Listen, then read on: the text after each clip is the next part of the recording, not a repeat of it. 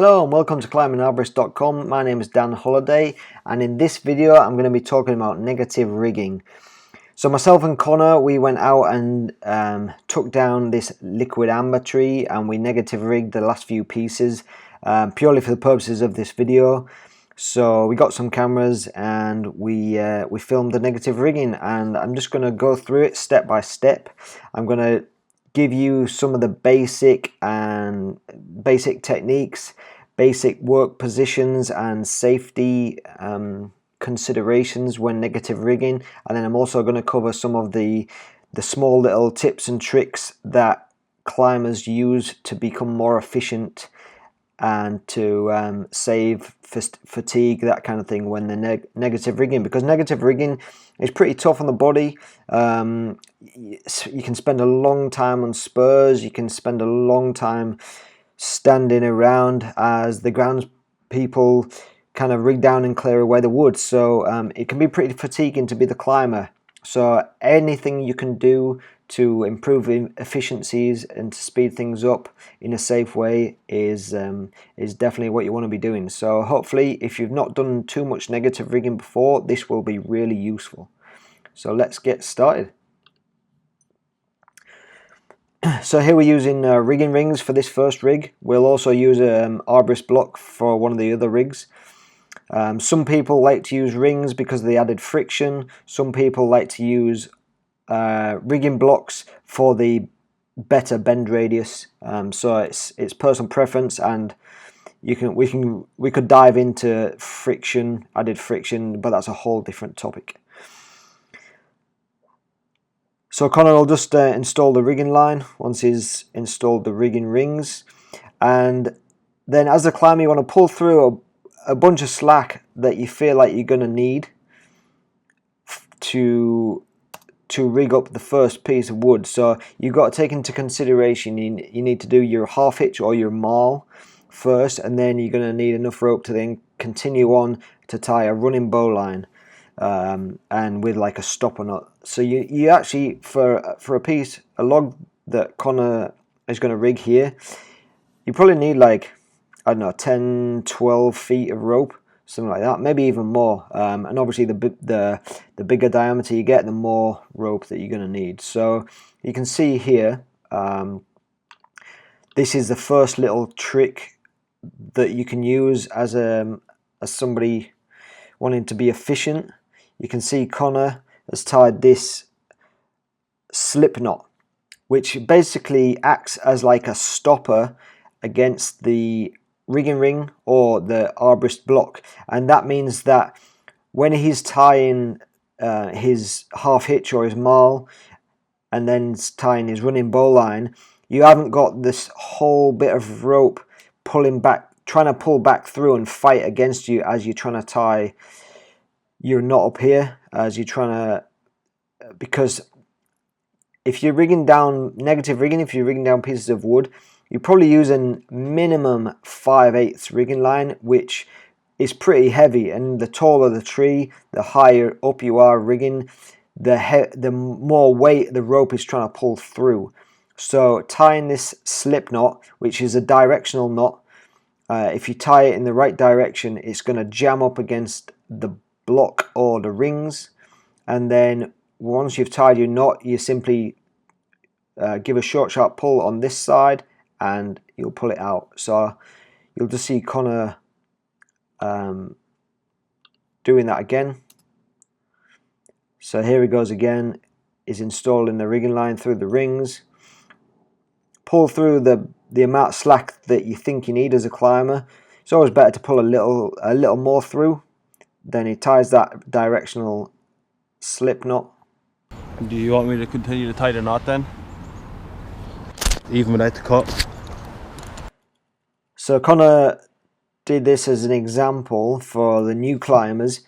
He's started to tie his rigging line up here, but this is wrong, because if you're a new climber and you're not really that familiar, if you think about it, you need your face cutting here, but once you've tied the rope on, you can't put your face cutting, so you'd have to take that rope back out again. So that's just an example that for the new climbers, you need to put your face cut in first before you start tying the rope up.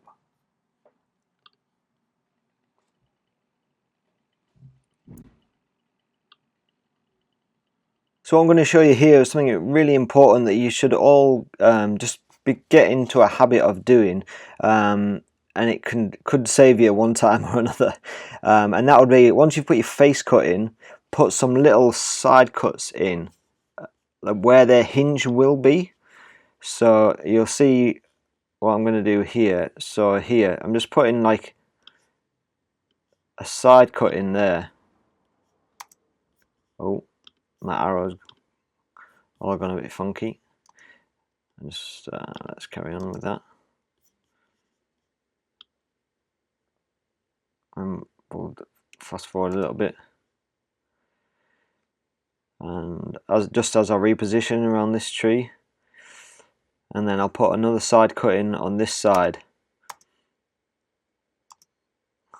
And what I'm doing here is I'm just cutting through the bark, just in maybe like an inch or so, maybe touch more, but it's just to cut through the bark. And what that does is that on certain trees the bark is more susceptible to like holding on than other trees. Even just that tiny bit of hinge wood, the bark can hold on, and if it holds on as the piece that you're felling, so this is either if you're negative rigging or if you're just like knocking out a top or anything like that.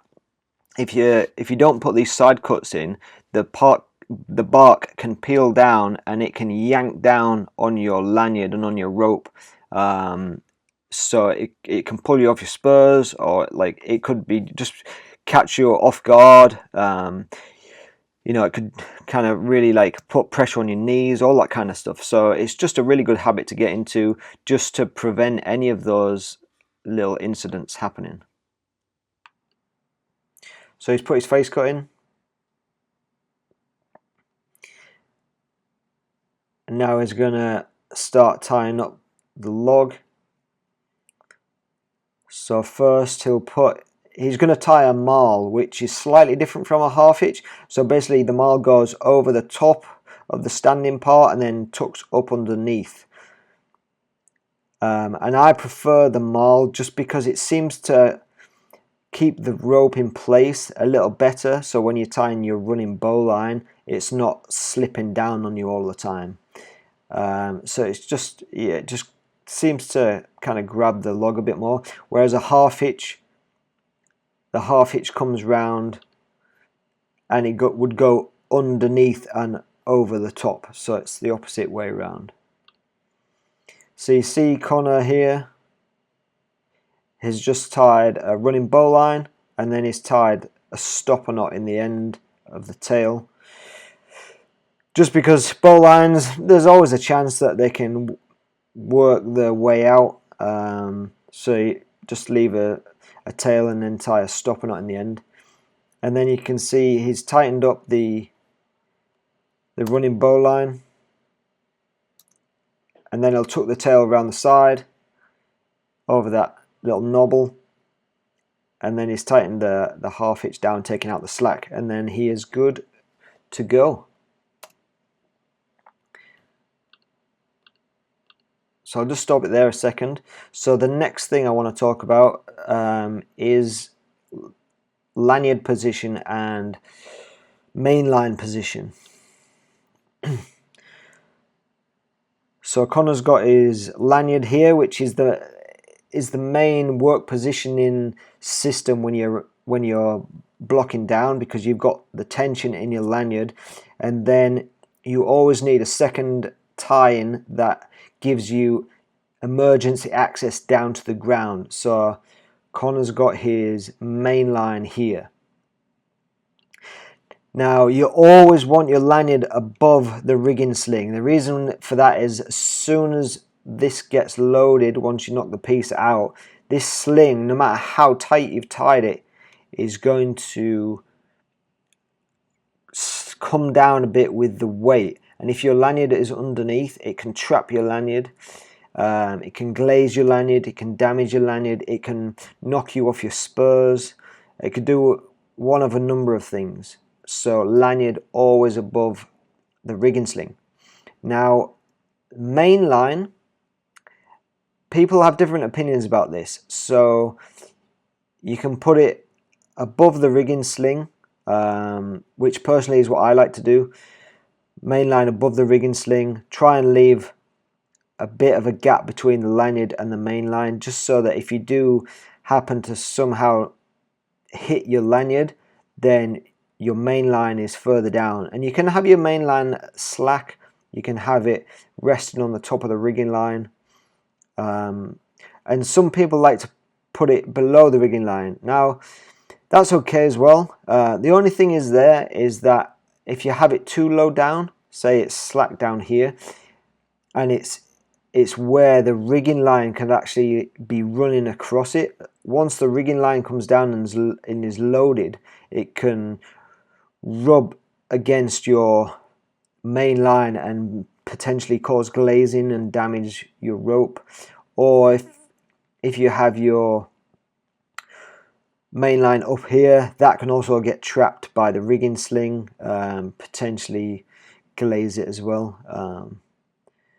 So yeah, it's up to you. But the second thing is that you want your main line needs to be a cinching system. So that means if you're climbing on a stationary rope system, that is a cinching system in itself.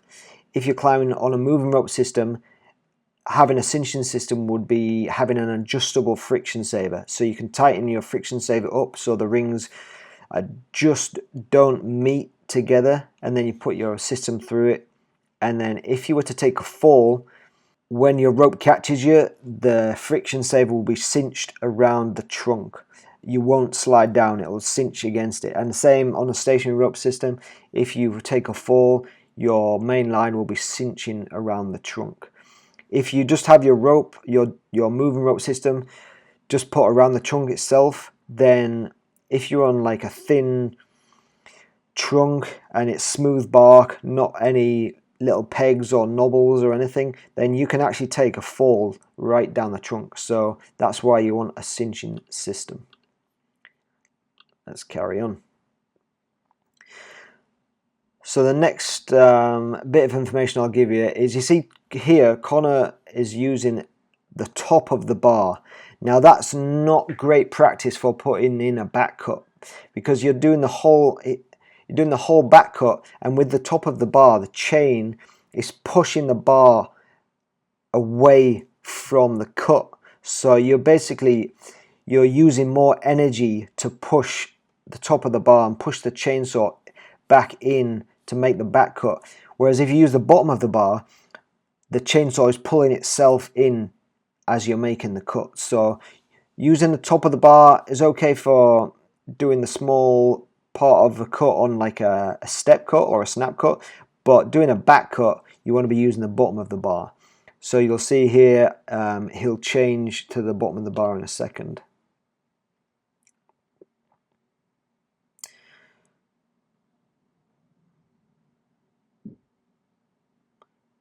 So now it's changed to the bottom of the bar, and this is what he should have been doing for the whole of the back cut.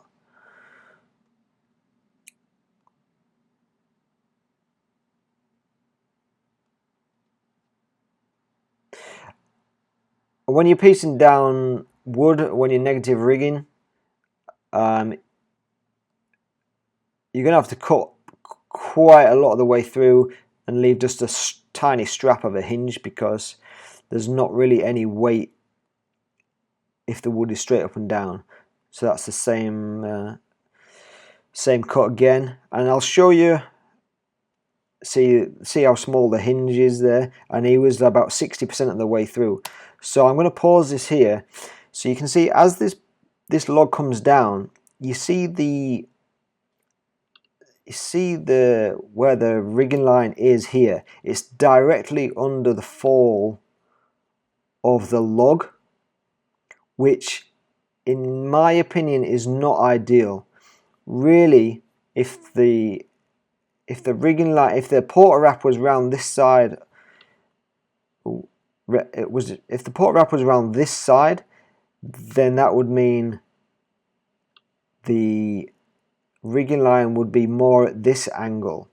And if the rigging line was more at that angle, it's not in the firing line of the log to get trapped. So as this log comes down, you'll see that it'll actually hit the rope, which potentially could cause damage or just weaken the rope over time, cycles to failure, that kind of thing. So you'll see as it comes down here, and watch the leg of rope going back down to the port wrap. You'll see when it gets hit there, that's when the log comes in contact with the rope, which, as you can imagine, like, we're never going to know how much damage that actually does to the rope, but it's got to do some kind of damage. So there's a few more different angles of that same piece that I'll show you. So this one, again, you might be able to see the rope as it gets impacted.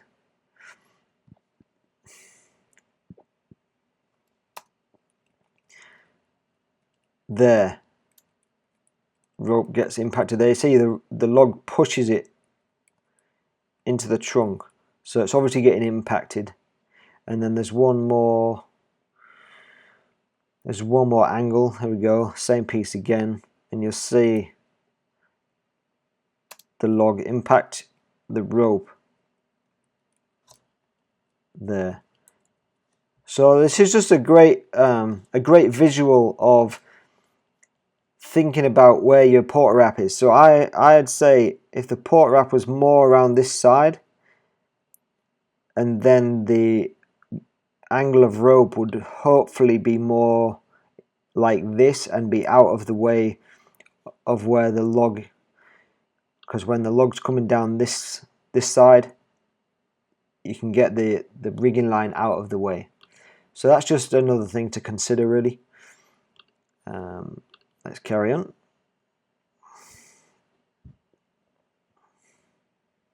Okay, so on this piece we're going to install a tagline.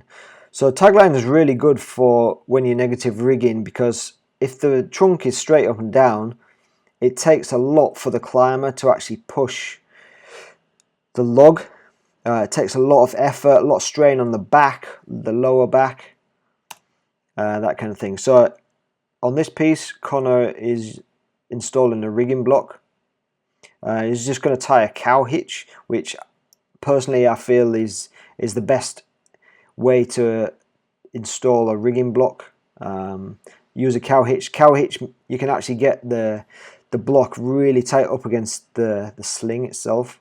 This is just a close-up demo of me showing you how to finish the tie off of a cow hitch.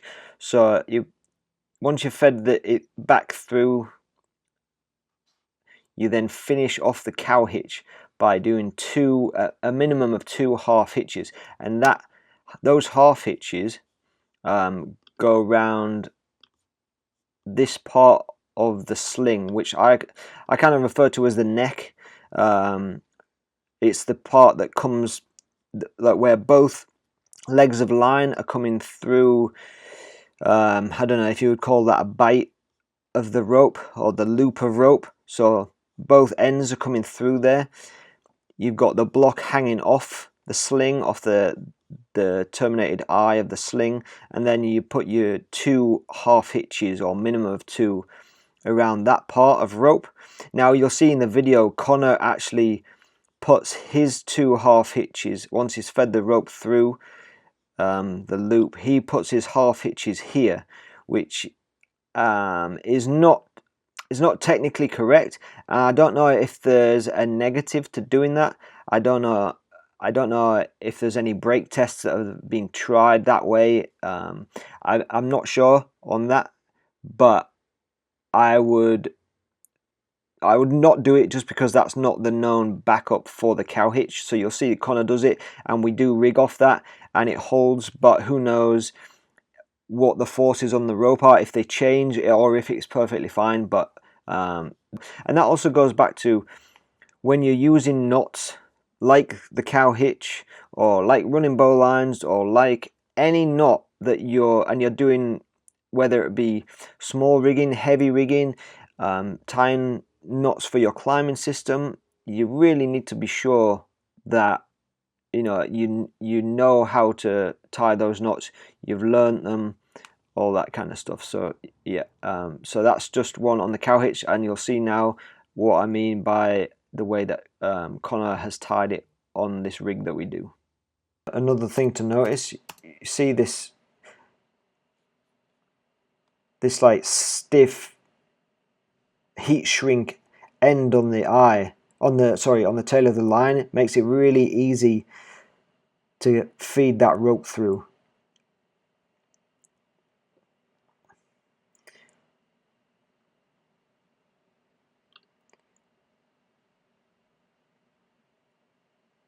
So Connor's just putting his face there. Now he's going to tie the slip knot again. He's got about 12-15 foot of rope. Tie the maul.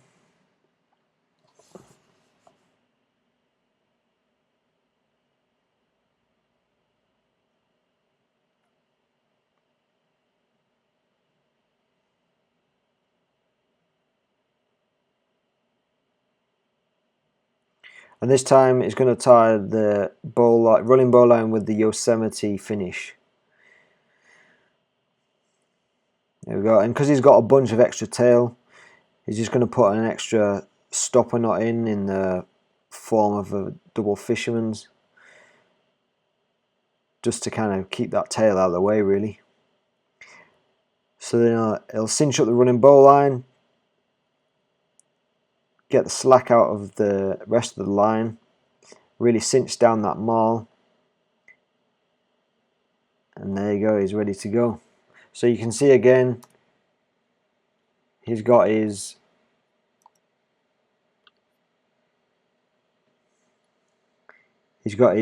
lanyard above his main line, but his main line is above the rigging sling. He's got the tagline in for pulling. Then he's got the maul, the running bow line. So you'll see here, he's in a bit of an awkward position because there's like there's this large cut here. So it looks like he's in a pretty awkward position. And what he'll do is he's just going to get his saw cutting in where the back cut's going to be, and then he'll move himself around. So the first cut, it'll look a little uncomfortable, and then you'll soon see him. As soon as the saw's in, he'll reposition himself, get himself comfortable.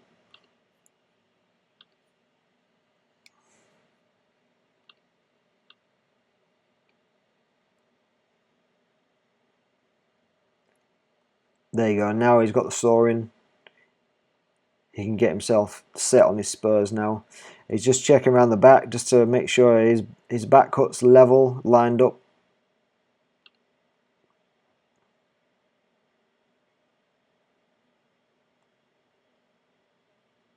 So if you're new to climbing, like Connor's doing here, just keep checking. Keep making sure you're level. Keep checking to make sure you don't cut through your hinge. And with experience, with lots of practice, you'll need to check it less and less. But when you're first starting out, keep checking, because what you want to do is get it right the first time. So even if it takes a little bit more checking, if you get it right first time, it still means you're being more efficient. It means you're only going to put your chainsaw down once. You're going to get the hinge right. And you're going to make sure everything's right. And then, so if you can do it first time, that's the best way. It saves energy.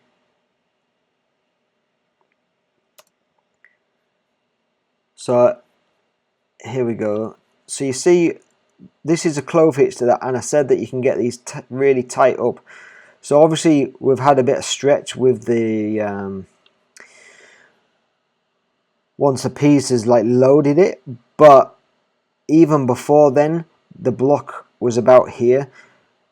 If Connor had been really diligent in tying it really tight up against the sling, he could have taken like even I don't know, 4 or 5 more inches of slack out of that eye there. And when you're negative rigging, even 4 or 5 inches is like, it makes a big difference when it comes to like numbers of force being dropped into the system, because a few inches of free fall can actually increase the force by quite a lot. So always try and get your sling as high up as possible. Okay, this is the same log again.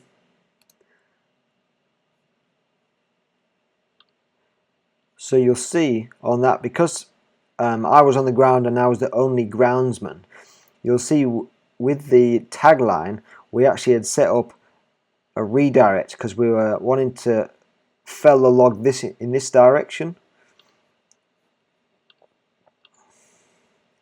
So we put a redirect on this tree, and then I was stood here so I could also hold the rigging line. So I pulled on the tagline until it started to move, then I let go of the tagline, and then I was able to keep hold of the rigging line and focus on that. So that was just a little tip about, you know, if you need to direct your tagline to the direction of fall somewhere else from where you need to stand to maintain a safe position while you're rigging, then you can use a redirect for that.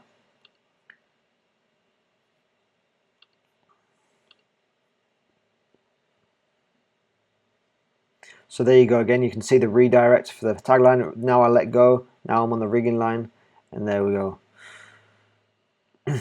So that log just shaved the ground there. I mean, this was just a test site there, so there's nothing really to damage.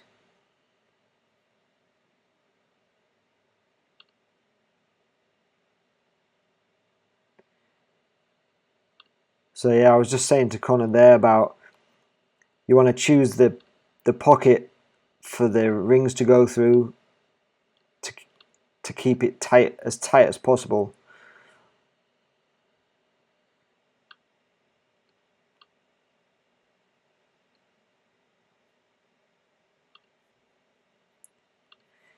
So I'll stop it there. So on this one, this is a tricky one.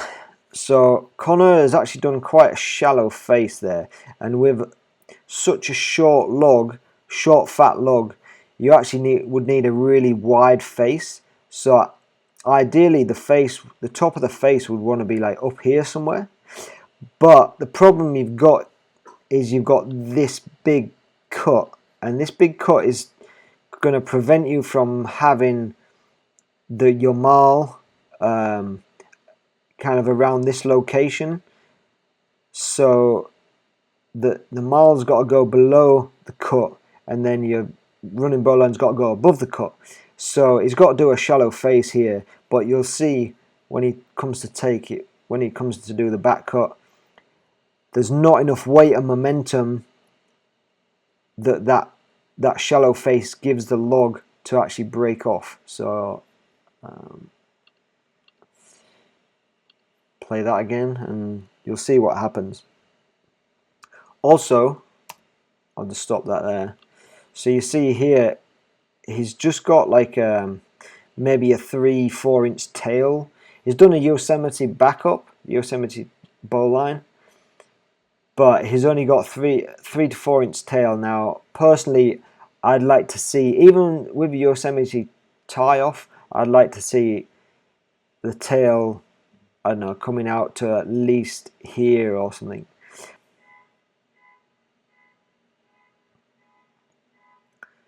So he's cinching up the knot, cinching up the maul.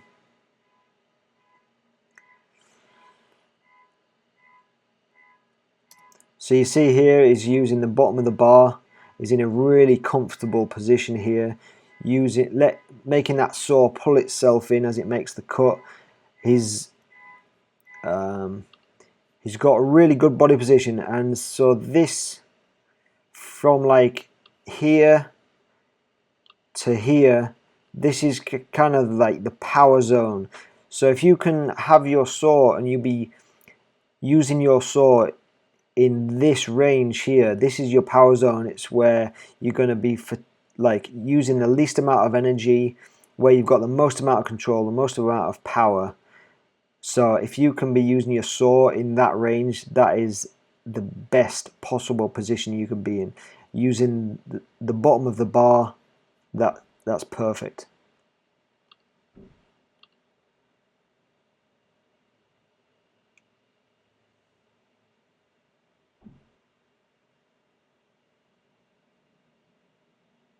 So now I'll pull on the tagline and you can see it just sits. There's not enough momentum of that shallow face to break the hinge. So now Connor's got to cut through the hinge. The log's not going to move because it's sat on there already. So Connor's cut all the way through the hinge, but it's already going in that direction, so it's easy enough just to push off. And there you go. So hopefully that made a little more sense if you're new to negative rigging or square rigging, and hopefully there was a few good points in there that you can take from and put into practice the next time you do some negative rigging. So thanks a lot for watching, I appreciate it, and as always I'll see you on the next video. Thank you.